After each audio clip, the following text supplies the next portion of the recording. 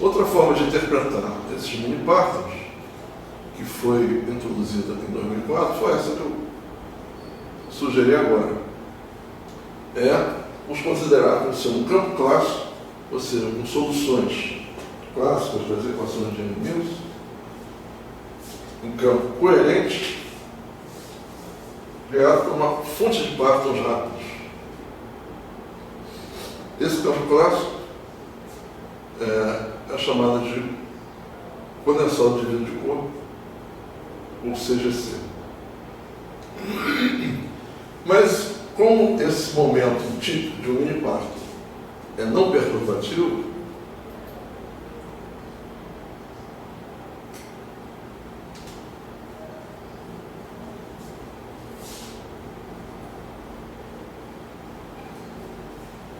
ele vai ser da ordem daquele lambda QCD, 200 BeV,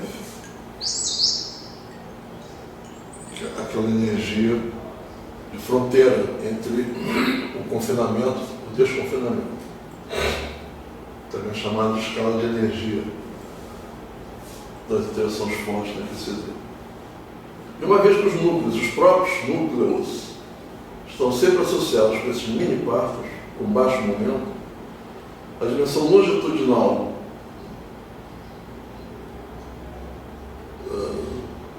delta Z de hadrons ou de núcleos não pode ser inferior a 1 sobre P. Simplesmente por causa do velho princípio da certeza, né, aplicado a essas energias. Então, como a gente mostrou aqui o diagrama correspondente ao modelo do Landau, esse diagrama esquemático aqui ilustra, né?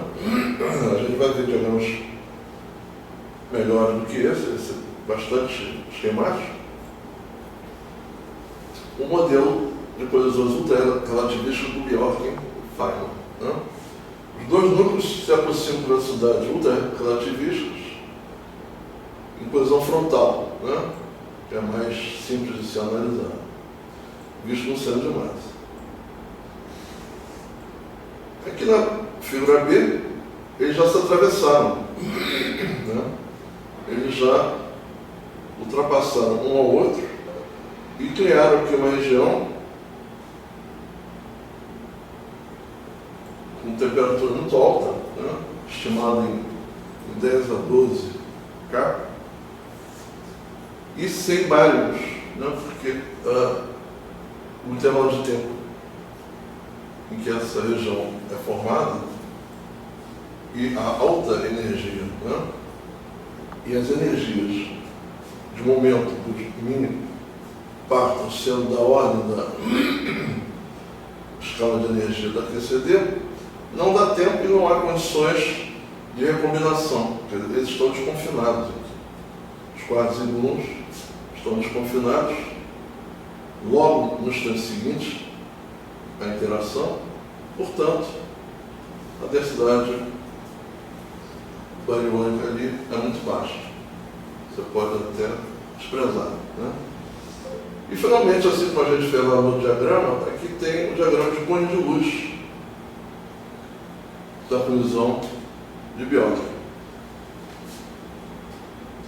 A diferença entre esse gráfico e esse outro anterior é importante ressaltar pelo seguinte: aqui também são os cones de luz, mas como essa energia aqui de colisão é baixa, né, e a dimensão dos núcleos, a dimensão longitudinal dos núcleos não é desprezível, né, eles começam a interagir antes dos seus centros de massa se encontrarem. Só se encontra aqui, evidentemente, na origem, né? Mas essa evolução entre o início da colisão e o final da colisão se dá numa geometria euclidiana. Apesar de ser uma energia relativística, né, a deformação da métrica é desprezível. você pode considerar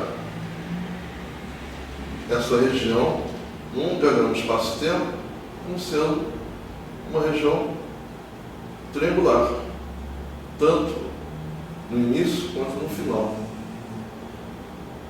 da colisão. Já no caso da interação de Bjork-Feynman, energias ultra-relativistas, a gente vai ver em detalhes isso, numericamente, que as partículas, antes de se encontrarem, não têm nenhum contato, porque elas não têm dimensão longitudinal, né? A gente viu que é uma contração de Lorentz aqui, que no Higgs chega a ordem de 300 vezes, e no Ellis chega a ordem de 2.000 vezes. Então você pode considerar que a interação só começa na origem, realmente. Eles não interagem antes de se encontrar na origem, porque inclusive eles não vão se ver, eles vão se atravessar. Então, esse sombreado aqui representa a evolução desta região interna aqui. E como agora sim as deformações da métrica são preponderantes por causa da grande contração espacial, por causa da grande dilatação temporal, que ambos os núcleos possuem, né?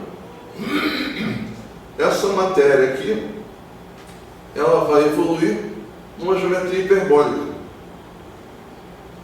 A gente vai ver, inclusive, esse diagrama em mais detalhes em suas fases, né? Porque ele não é essa matéria, ela não tem uma fase apenas. Aqui você já vê, assim como naquele diagrama, né, que já houve o resfriamento, né, o freeze out, né, e os quartos e gluons já se combinaram, então você vai ter os jatos de partículas resultantes do choque entre dois núcleos.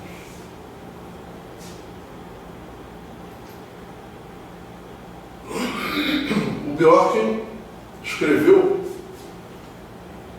naqueles artigos dele lá de 1970, 1980, que os dois núcleos em colisões vestem o casaco de pele de mini-partons,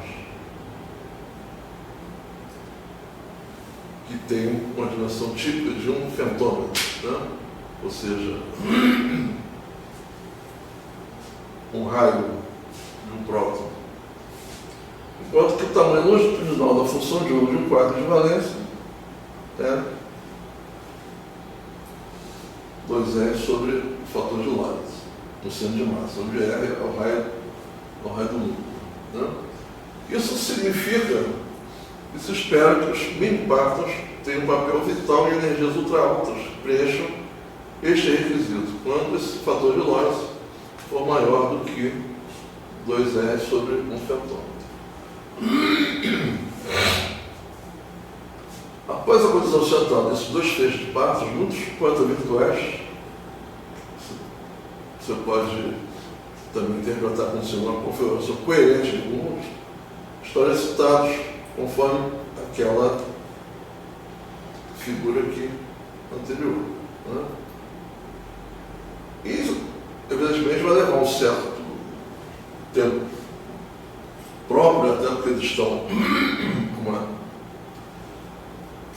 um relógio atrasado, né? Eles estão com uma dilatação temporal muito grande, para haver a descoerência, a desexcitação, até que eles retornem aos estados de quartos e gluons reais. Este tempo é tipicamente uma fração de aproximadamente 10 a menos 23 ou 10 a menos 25 segundos.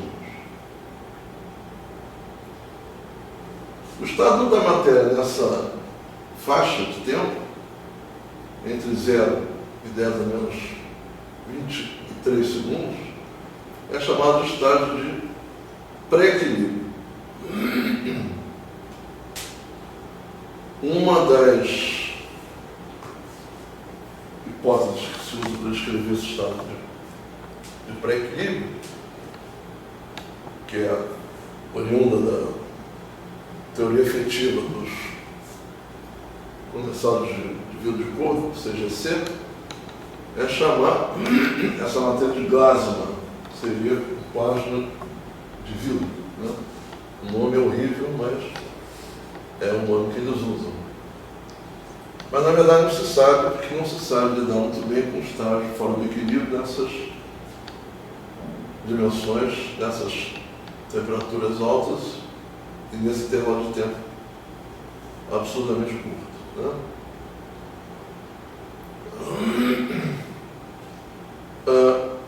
O fato de haver aquela forte dilatação de Lorentz impede que as partículas lentas vão emergir antes, perto do ponto de colisão. Enquanto as partículas rápidas emergem por último, distante do ponto de colisão. Ou seja, seguindo aquela geometria hiperbólica aqui. As lentas emergem aqui.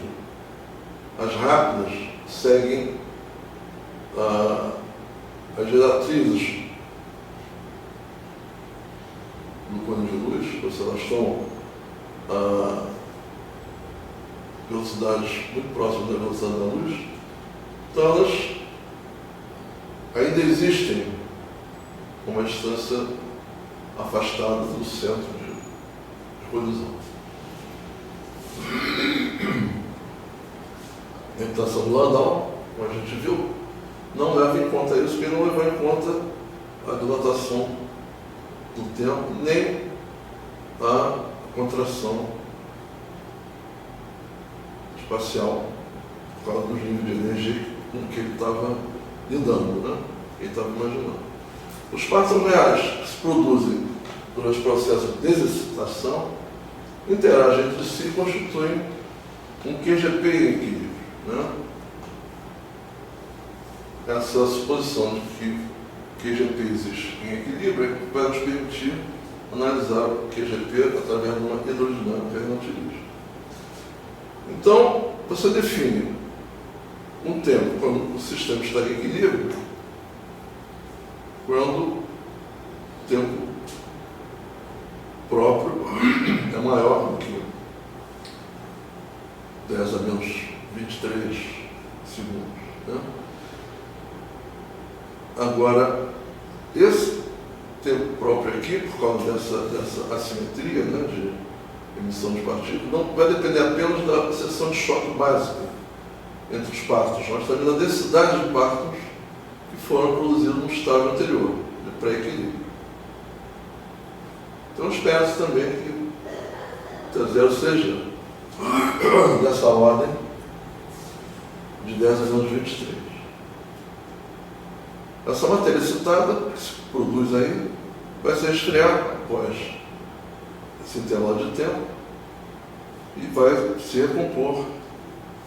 Os quartos comuns vão se reconfinar e vão aparecer, vão surgir com rápidos e bairros, médulas e bairros. Um rápido, né? Com médulas ou bairros, que são essas partículas que são observadas. Né?